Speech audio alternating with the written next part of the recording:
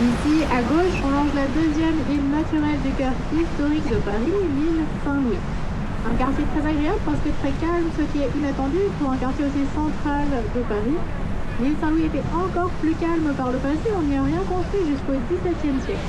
Jusqu'au XVIIe, en plein cœur de Paris, ce qu'on trouvait sur l'île Saint-Louis à gauche, c'était des prés, des vaches qui broutaient l'herbe, et c'est tout, c'était vraiment très paisible. Au XVIIe, on s'est dit que c'était peut-être de l'espace perdu. On a commencé à construire, les personnes qui se sont installées là étaient très riches et ont pu se construire de très beaux hôtels particuliers. Par exemple, l'hôtel de Lausanne, avec son bateau doré à côté de nous, il est connu pour sa magnifique architecture, très beau décor intérieur préservé du XVIIe siècle, ce qui est très rare, et aussi parce que ça a été au XIXe le lieu de rencontre d'écrivains français comme les célèbres poètes Théophile Gautier et Charles Baudelaire.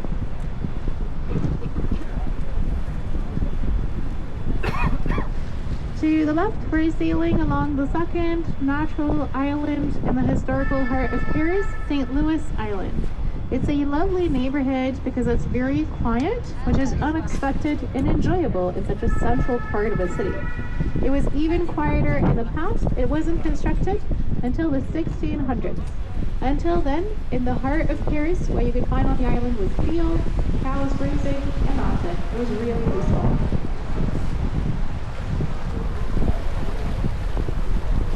In the 1600s, people thought maybe it was wasted space, leaving the whole island to the cows in the middle of Paris. They started constructing. The people who settled there were very rich and could afford to create beautiful homes for themselves. The architecture is really gorgeous on the island. It adds a lot of charm and a lot of value to the whole neighborhood.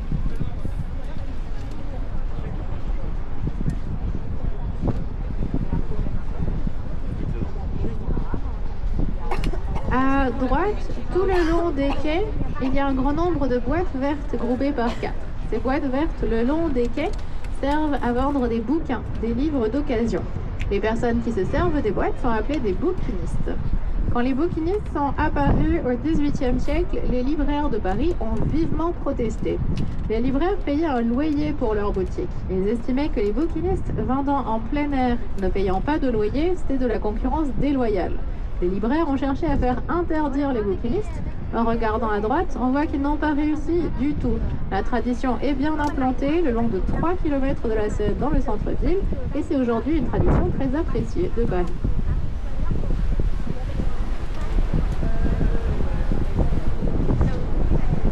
To the right, all along the river, there are green boxes grouped by 4. The green boxes along the river are for the sale of bouquins, second-hand books. The people using the boxes are called the bouquinistes. When they first appeared in the 1700s, the booksellers of Paris complained a lot. Booksellers were paying rent for their bookshops. They felt the bouquinistes selling outdoors not paying rent were unfair competition. The booksellers tried to shut down the bouquinistes to have them forbidden. Looking to the right, you can see they completely failed. The tradition is well implanted and well appreciated today. Derrière les arbres à droite, le grand bâtiment de style Renaissance décoré de statues de Parisiens célèbres, c'est l'hôtel de ville de Paris où travaille la maire de Paris. Il y a de nombreuses mairies à Paris, il y en a une par arrondissement, il y a 20 arrondissements en tout. La maire de toute la ville, la plus grande et la plus belle des mairies, l'hôtel de ville à droite. To the right, the large building in Renaissance style, decorated with statues of famous people from Paris, is the Hôtel de Ville, the city hall where the mayor of Paris works.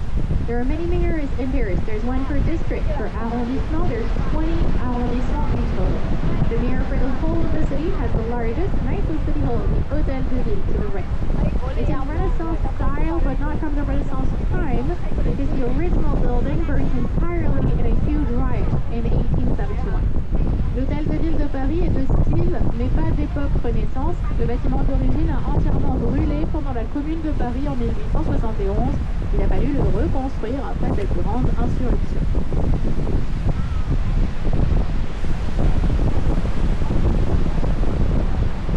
Sur l'île de la Cité, devant nous à gauche, le bâtiment médiéval aux 4 tours, c'est la conciergerie, un lieu intéressant qui a eu plusieurs rôles au fil de son histoire. To the left ahead on the island, the medieval building with the 4 towers is the conciergerie, an interesting place that had several roles through its history. La conciergerie a d'abord été le palais des rois de France. Au Moyen-Âge, quand les rois séjournaient à Paris, c'est dans ce palais qu'ils résidaient.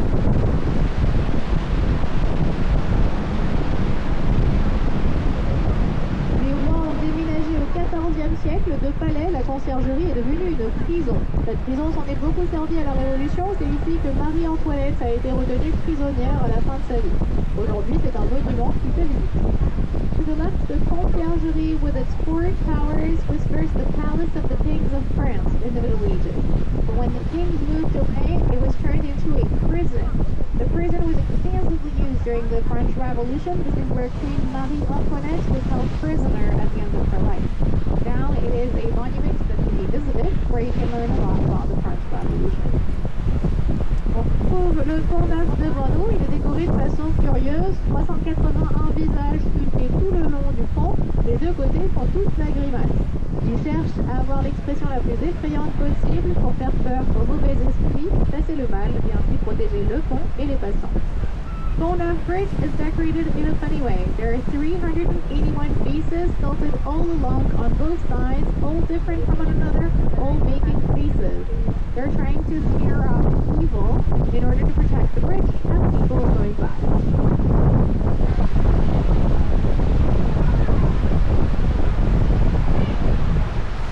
Devant nous, à droite, on retrouve le Louvre et l'on a une superbe colonnade de ce côté-ci. Le Louvre à droite est relié par le Pont des Arts à l'Institut de France de l'autre côté. C'est le bâtiment avec une coupole à nervures dorées et des pots à feu sur les toits.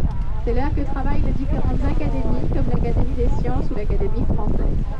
To the right, the Louvre again, with a beautiful colonnade on the side. The Louvre to the right is linked through the Pont des Arts, the Bridge of the Arts, to the Institut de France on the other side. It's the building with a gorgeous cupola with touches of gold behind the trees for now.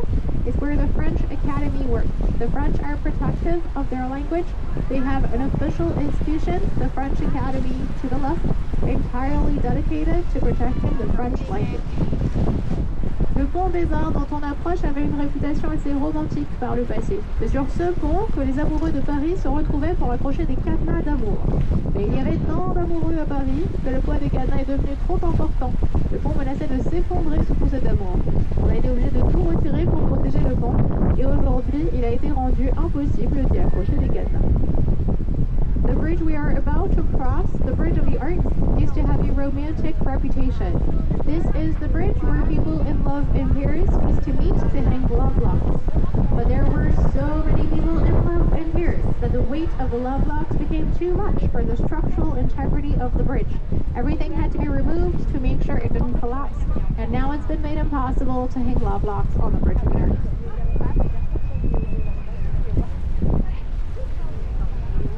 À droite, le Louvre, c'est un musée exceptionnel aujourd'hui, mais quand il a été créé, vers 1200, c'était tout autre chose. Vers 1200, il y a 8 siècles, on se trouvait ici à l'orée de la ville. Paris était beaucoup plus petit qu'aujourd'hui, la ville n'allait pas au-delà de ce point, et le Louvre a d'abord été construit en tant que forteresse militaire, se dressant à l'orée de la ville pour protéger la capitale en cas d'attaque ennemie. Mais la ville a rapidement grandi au-delà de cette première limite. La forteresse a fini par se retrouver dans la ville. Ça n'était plus une position stratégique, la forteresse ne pouvait plus défendre grand-chose. Elle a alors été transformée en palais résidentiel pour les rois de France. Le Louvre a été le palais des rois pendant 300 ans environ, de la deuxième moitié du XIVe siècle, du règne de Charles V le Sage, jusqu'à la fin du XVIIe siècle. Ensuite, le roi Soleil, Louis XIV, a décidé qu'il préférait le château de Versailles. Louis XIV a définitivement déménagé et quitté le Louvre en 1882.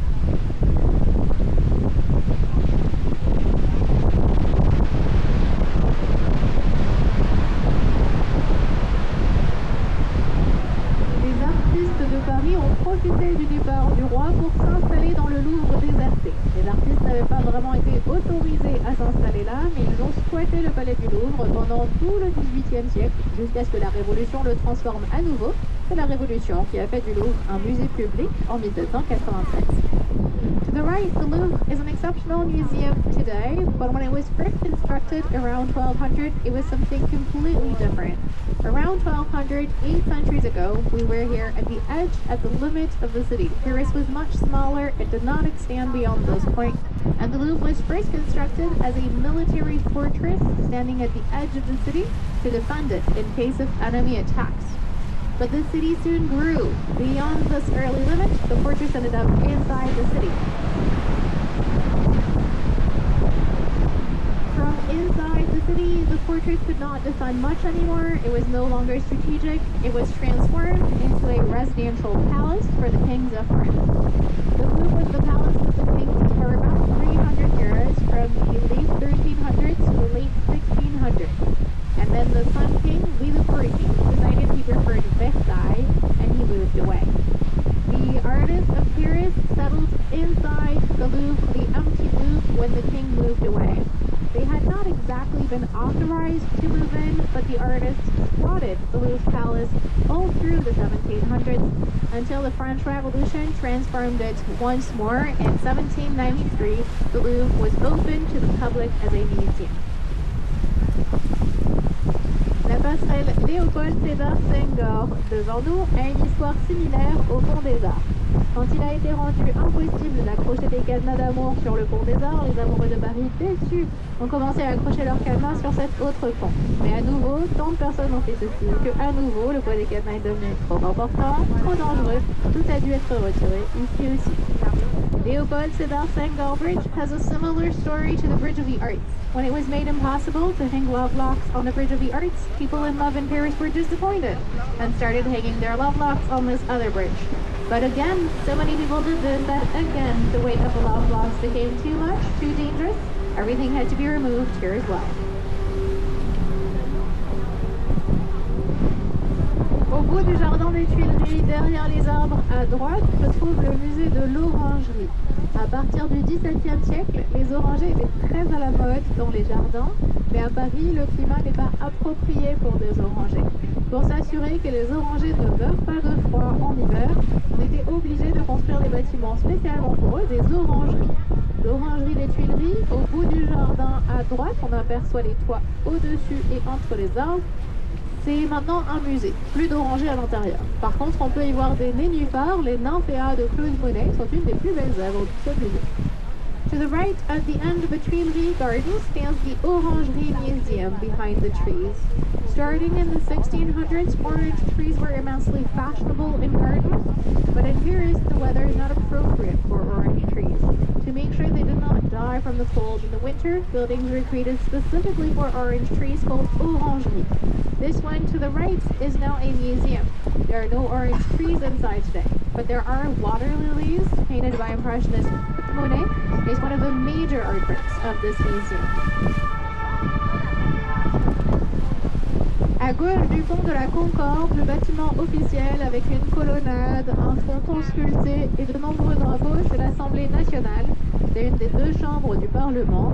C'est là que les députés votent les lois. To the left of the bridge, the official building with a colonnade, a sculpted pediment, and many French flags is the National Assembly.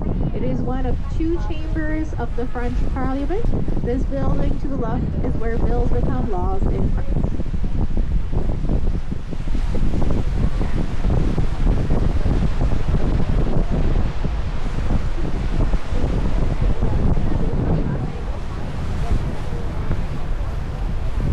On retrouve le superbe pont Alexandre III. Il est très chargé de symboles à l'époque de sa création à la fin du 19e siècle. Il était censé célébrer l'amitié entre la France et la Russie. Le nom du pont ne vient pas d'un roi français, il vient d'un tsar russe, Alexandre III, qui avait signé un accord avec la France quelques années avant la construction du pont. Et de nombreux symboles des deux pays le décorent. En doré au milieu devant nous, il y a un aigle à deux têtes, l'aigle bicéphale de la Russie impériale. Le coq français est sculpté sur tous les réverbères le long du pont. Un autre pont avait aussi été créé au même moment pour les mêmes raisons au-dessus de la à Saint-Pétersbourg. Alexander III Bridge is full of symbols. When it was constructed in the late 1800s, it was supposed to celebrate the friendship between France and Russia. The name of the bridge does not come from a French king, it comes from a Russian Tsar, Alexander III, who had signed a treaty with France a few years before the bridge was constructed. There are many symbols of both countries on the bridge. In gold in the middle, there's a two-headed eagle for Imperial Russia. The French rooster is sculpted on all of the street lamps. Another bridge was also made at the same time for the same reasons over the Neva River in St. Petersburg, Russia. Dans la perspective du pont Alexandre III, à gauche au loin, on va brièvement percevoir le dôme doré des Invalides. Donc, et juste après la traversée du pont. To the left in the distance, we can briefly spot the golden dome of the Invalides. There it is, right before and then again right after crossing the bridge. Les Invalides avec leur dôme doré à gauche au loin, c'est un bâtiment qui a été construit pour les Invalides de guerre, les soldats blessés du roi Soleil Louis XIV. C'est pour ça que le bâtiment porte ce nom curieux, Invalide. Et c'est aussi l'endroit où se trouve la tombe monumentale de l'empereur Napoléon Ier.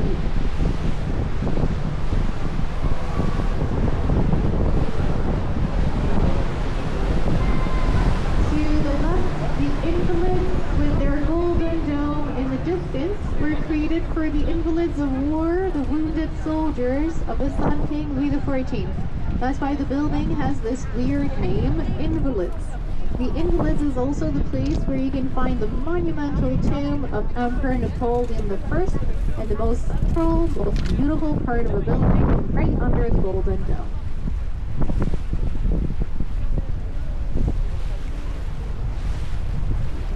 Ici, on est de retour dans une partie de la ville qui a en grande mesure été construite pour les expositions universelles de la deuxième moitié du 19e et du début du 20e siècle. Pour les expositions universelles, on construisait toutes sortes de bâtiments et structures extraordinaires, comme le luxueux pont Alexandre III, le gigantesque Grand Palais ou encore la Tour Eiffel, haute de 300 mètres.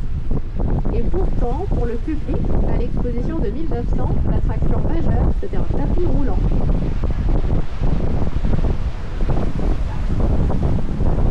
Un banal tapis roulant avait été installé dans cette partie de la ville et c'était le clou de l'exposition pour un grand nombre de personnes.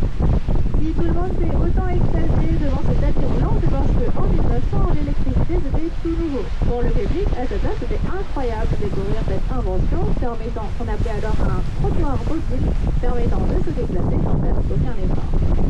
We are back in an area of piers that was largely built for the World Fairs of the late 1800s, early 1900s. The World Fairs saw the creation of many extraordinary buildings and structures, like the luxurious Alexander III Bridge, the gigantic Grand Palais, the Eiffel Tower, 300 meters high. Yet, for the public, at the World Fair of 1900, the major attraction was a moving walkway, a banal moving walkway that had been set up in this part of the city. People went crazy over a moving walkway simply because in 1900 electricity was brand new.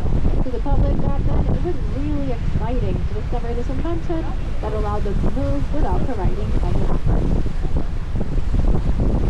le pont de l'Alma, devant nos côtés droits, il y a une statue en pierre qui représente un soldat français. C'est le zouave du pont de l'Alma. Il est assez connu à Paris parce qu'il indique le niveau du fleuve de la Seine aux Parisiens. Quand le zouave à droite sur le pont a les pieds dans l'eau, on commence à s'inquiéter. La crue de la Seine devient importante.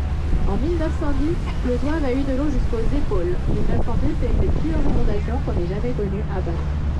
On the Alma Bridge, on the right side, the statue in stone showing a French soldier is a bit of a celebrity in Paris as he indicates the level of the Seine River to people in the city. When the soldier to the right has wet feet, people get worried. The Seine River is getting high. In 1910, the water reached his shoulders. 1910 was one of the worst flood years ever experienced. The whole city center was flooded in 1910.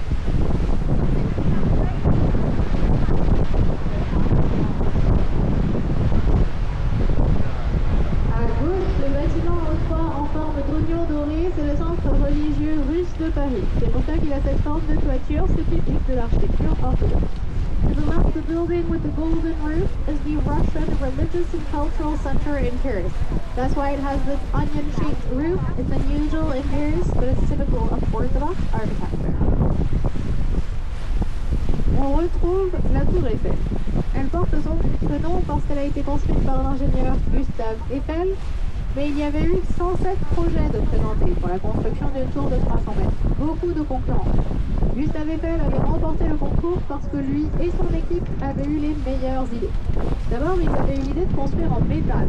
Le plus judicieux, certains architectes voulaient utiliser la pierre et des méthodes traditionnelles pour construire une tour de 300 mètres.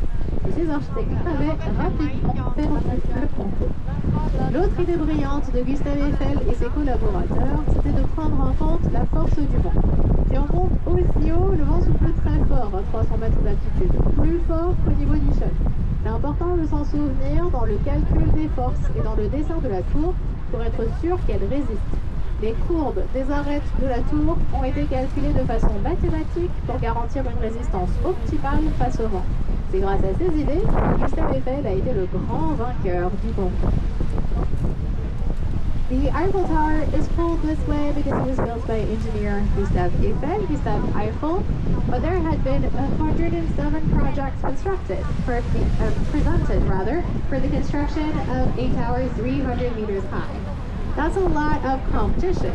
Gustave Eiffel won because he and his team had the best ideas. First, they chose to build with metal. This was wise. There were some architects that wanted to use stone and traditional methods to build a tower 300 meters high, and those architects immediately lost the competition. The other brilliant idea from Gustave Eiffel and his team was to take into account the pressure of the wind. If you're going to go that high, the wind is going to blow very strongly up there, stronger than on the ground level. It's important to remember this in the design to make sure it doesn't collapse. The curves of the sides of the tower were calculated mathematically to ensure maximum resistance to the pressure of the wind. These are the ideas that made Gustave Eiffel the clear winner of the competition. Le projet avait été très réfléchi. Ensuite, le chantier a été si bien organisé que la tour a été construite très rapidement. Toutes les pièces de la tour Eiffel étaient préfabriquées dans les usines de Levallois-Perret près de Paris, puis acheminées jusqu'au Champlain. Il n'y avait plus qu'à assembler sur place. C'est grâce à cette méthode en grande partie qu'il n'a fallu que 2 ans, 2 mois et 5 jours pour construire toute la tour, en temps record. The Eiffel Tower was a well thought out project, and then it was a very well organized construction site, and it was built very fast. All of the pieces of the tower were prefabricated near Paris in the workshops of Levallois-Perret, then brought here, and there was only assembly left to be done on site. Thanks to this method, it took just 2 years, 2 months, and 5 days to build the whole tower. It was record speed.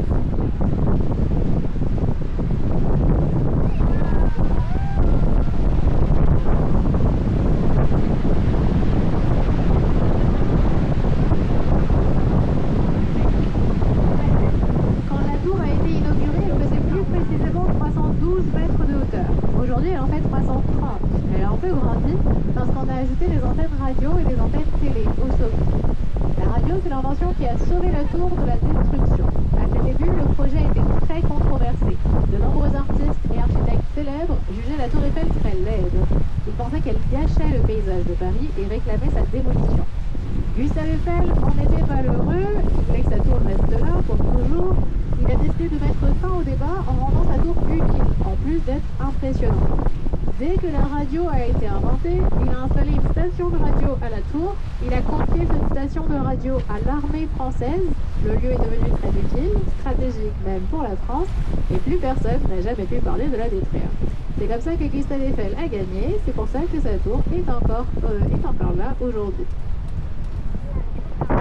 The Eiffel Tower was more precisely 312 meters high when it was inaugurated. It's now 330 meters high. It has grown a bit since its beginnings because of the radio and TV antennas that were set up on top.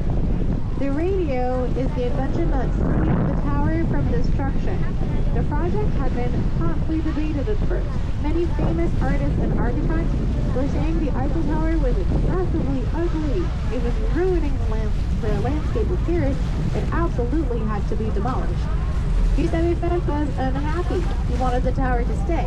He decided to put an end to the debate by making his tower useful, in addition to being impressive, in addition to being the highest tower in the world. As soon as the radio was invented, Gustave Eiffel set up a radio station at the tower. He gave the radio station to the French military. The place became very useful. It became strategic, even for France. Nobody was allowed to speak of destroying it anymore. That's how Gustave Eiffel won. That's why his tower is still here today.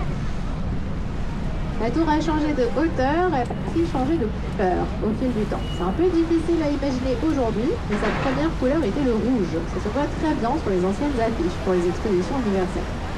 Pas un rouge vif, elle a d'abord été rouge-brun quelques années, puis jaune-ocre quelques temps, et après ça, elle a eu toutes sortes de nuances de brun. Quelle que soit la couleur, la peinture joue un rôle essentiel, elle protège le métal en dessous de la rouille. Donc il faut en prendre soin, on repeint toute la 7 ans en moyenne.